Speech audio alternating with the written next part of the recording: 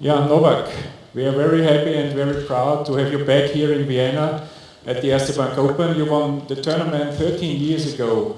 So do you have any memories of your victory in 2007 here in Vienna? Ja, guten Tag, schön hier zu sein, nochmals. Mein Deutsch ist so und so, es ist nicht bereit, aber vielleicht versuche ich Deutsch zu reden nach dem ersten Spiel. Langsam, einen Tag. It's great to be here. I had some amazing memories from this city. But I haven't been to Vienna and haven't participated in the tournament here for 13 years, as you said. The last time I was here, I won the tournament, and you know, I had great support.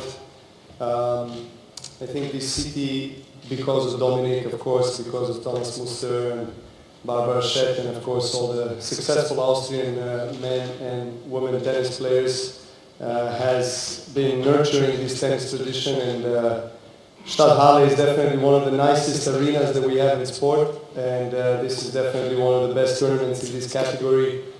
I want to thank Mr. Straka for giving me a wild card. I know I haven't entered the tournament on time, but thank you for inviting me, and I'm very happy to be here. I'm excited to play with the world's best tennis players. As you said, we have 6 or 7 top 10 players. The field is extremely strong, but you know, that makes, I guess, all of us dig deeper and try to find our best game during the next 7-8 days. You have beaten Dominic in an epic final, let me say, in your living room in Melbourne. So it's a long way to a possible rematch here in Vienna. What are your expectations for the upcoming week? We had a practice this morning and we played so intense. I was thinking that we were already playing finals, you know. And no, it's you know, I respect Dominic so much, and what he has done for the tennis is tremendous, especially this year, obviously winning his first Grand Slam. He deserves it more than anybody else. He's a hard worker, great guy, great team. So, you know, hopefully we can have that chance to play. Obviously, that's probably something that the people would want to see here, and the tournament would be probably liking the final between the first and second seed. But as you said, it's a long way, you know, even though that's something that we are all anticipating. We both want that, you know, to be in the finals, of course. But, you know, as we said, the field is very strong, so we have to take one day at a time. Your first match will be against your fellow countryman, Filip Krajinovic. What do you think about your draw? That was very surprising, to be honest, because I practiced with Filip a few days in Belgrade before coming here, and we kind of joked around that we might draw each other, and that's what happened. So I don't know if Filip talked to you before we came here or before the draw, but it's you know, the odds of this happening is very slim. You know, like the only 2 Serbian guys in the draw next to Lajovic, you know, to play first round. But it is what it is. You know, we are great friends. I've known Filip for a long time, and he's a very talented guy. You know, hard court is his preferred surface. You know, he can play very quick tennis. So we have similar games actually, because we kind of grew up together. Yeah, I'm hoping I can kickstart the tournament in the best possible way. Obviously, the first match, the opening match, is always a kind of critical one where you have to, you know, try to start off from the blocks in the best possible fashion. Thanks, Novak, for the moment. Thank you. I'm sure we have some more questions then of the journalists. So, Dominic, also in English, please. Do you still think back to last year's win in Vienna, and how did that victory shape the months afterwards? Dominic, please.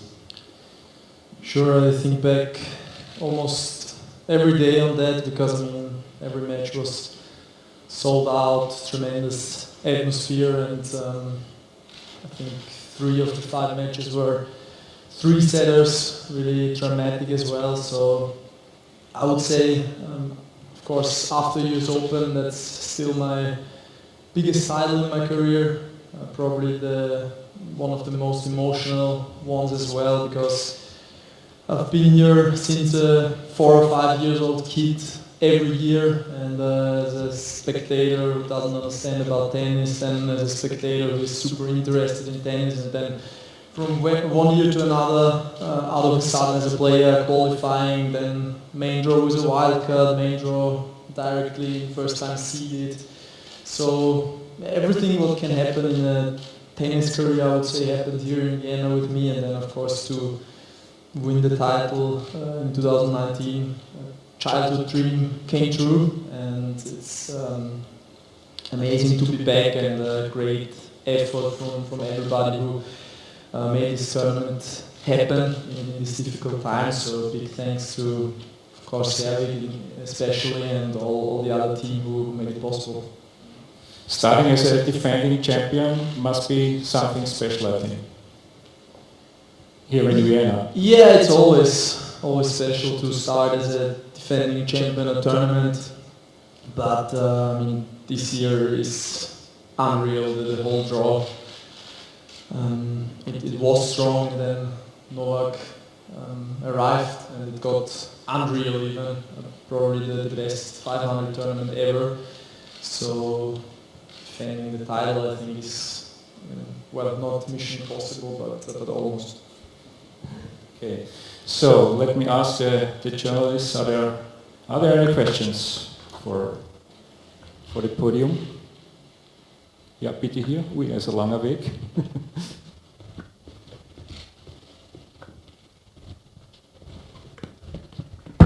Bitte vielleicht kurz nur den Namen und das Medium erwähnen. Knut Okrasek, Tageszeitung Österreich. Dominic, du hast gestern schon trainiert hier. Du hast heute mit dem Novak trainiert, aber es ist alles ganz anders als sonst. Kannst du uns ein paar Eindrücke von deinem Training und wie es halt heuer hier ist schildern, bitte? Ja, sicher sind viele Dinge anders. Ich wohne das erste Mal bei einem Turnier im Hotel. Und natürlich sind wir in der Bubble, also nur Hotelanlage. Aber sonst ist es unglaublich, sensationelles Essen, das Hotel ist super. Der Platz ist richtig angenehm zum Spielen. Medium Tempo würde ich sagen, nicht zu schnell, nicht zu langsam. Und von dem her ist alles angerichtet für super Tennis. Wie gesagt, das Spielerfeld ist absoluter Wahnsinn.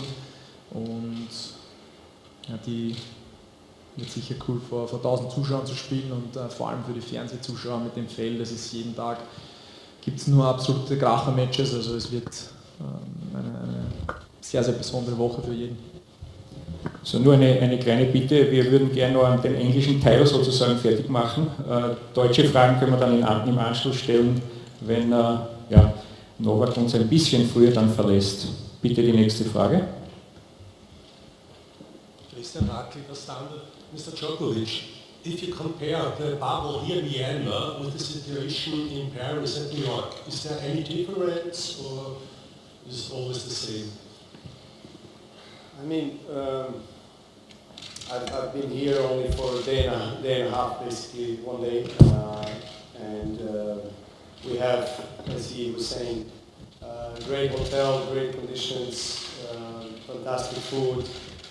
Court is really well done. We have everything we need, basically, in order to perform at our best. And you don't spend too much time in the transportation. As I said, we stay in a great hotel. We come here because of the safe environment kind of conditions. We have to obviously be in those two locations, and that's it. So that was the case also in New York. That was the case in Paris.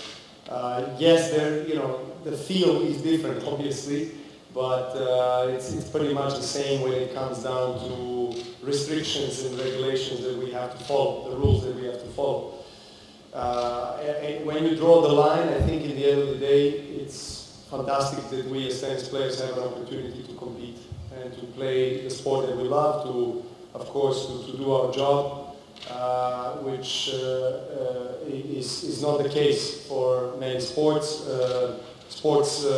people or people from other areas of life. So we have to be very grateful that we are here, that this tournament is happening, that we are even going to have 1,000 fans. So, it depends how you see things, or you can see it positive or negative, but of course it's not ideal. You always, I think, wish, for me to go out and have a walk, but it's not the case this time, and that's something that we all accept, and we are okay with that because we are here to compete. Da gibt es eine Frage, bitte. Ja. Austrian Press Agency, Thomas Blaschke, Novak. One of your biggest goals is to reach the most number one weeks in the world rankings. So I think in March it could happen. So what do you think? There are two guys, I think, Rafael Nadal and Dominic, who are a little bit close to you, 1900 and 2600 points. Do you think Rafa or Dominic has the better chance to get closer to you first? So regarding the points you have to defend from January on. Well, no, first of all, we are not defending any points from January. We are this, so to say, temporary frozen ranking system is going to go till March. So it's they moved it from January to March. For me, that's personally that's great because I earned a lot of points in Australia, and if I had to defend them, obviously that would be a different story for me. In this case, I'm not defending points, as all the players are not defending in this 4, 5, 6 months that we're playing. So it is the same for everybody. Yes, you're right. It is my great wish and goal to achieve that, and I'm working towards that. I'm hoping that it can happen already in March, but let's see, because there's so many unpredictable things that are happening. Things are changing week to week. Australia is, trying their best to organize all the tournaments in Australian Open. So we are hoping that the season at least can keep going.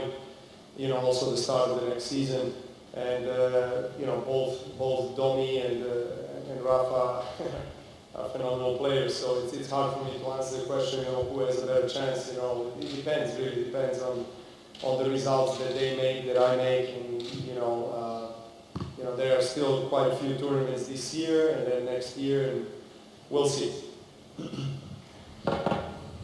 So, gibt es noch, da hinten sehe ich eine Frage. Hier, ja.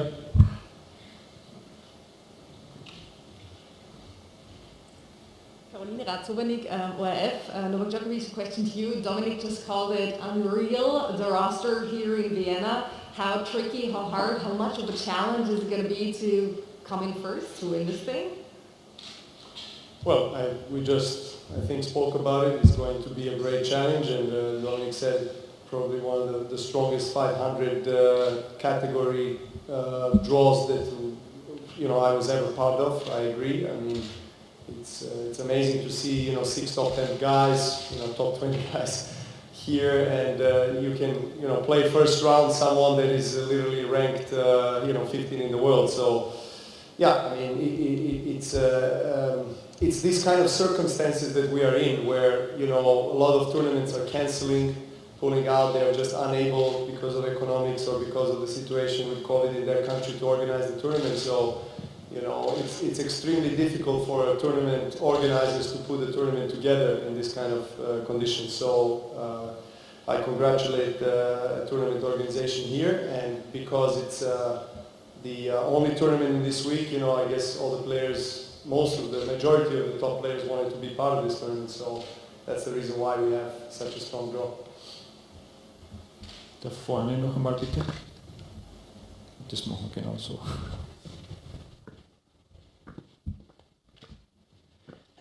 Question to Novak. Dominic joined you at Belgrade at your tennis tournament, and he had a great time, and you had a great time, but there were big discussions about partying and spectators. So what do you think with a little distance and the tour coming on tour, and did you learn your lesson kind of? Well, look, the Adria tour was organized with a philanthropic idea and philanthropic background. So we wanted to try to put together tournaments across the countries of the ex-Yugoslavian states, so to say, in the region, trying to get, of course, top players of the world to participate, and Dominic was very kind to come to Belgrade, and we had we had great 6 players there, fantastic matches, obviously full stadium. At that time, we followed everything that the country or the government was kind of allowing us to do. And yes, whether we could do some things different from now, seeing how it is today, yeah, probably we could have done some things different. We maybe partied a bit too much, I agree, but at the same time we tried to enjoy, and we were locked for 3 months, and we thought that it is kind of coming to an end. I mean, at least in the region, the situation was actually really good, one of the best in Europe. The government gave us permissions, and that's what we did. We did follow everything that the government prescribed.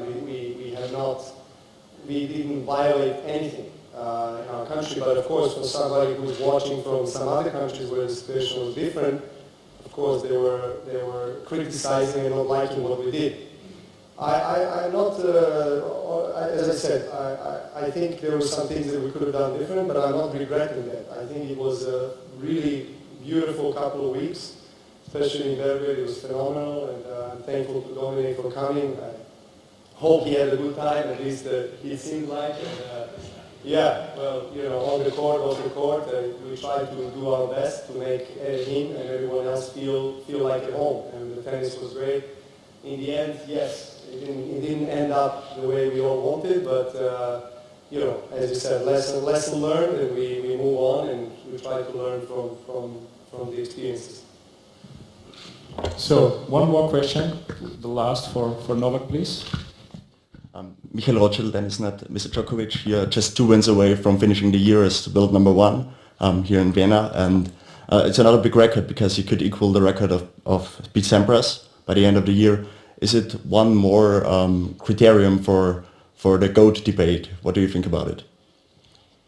I leave the debate to others. I don't want to participate in that because I don't feel it's my place to be there in that debate, but I try to obviously, yes, I try to end up the year as number 1 and keep that position. Obviously, it's one of the hardest things to do in the sport throughout the season, probably the biggest challenge. So, of course, Pete Sampras has been my childhood idol growing up. In order, if I managed to match his 6 years of ending number 1, of course, a season would be amazing.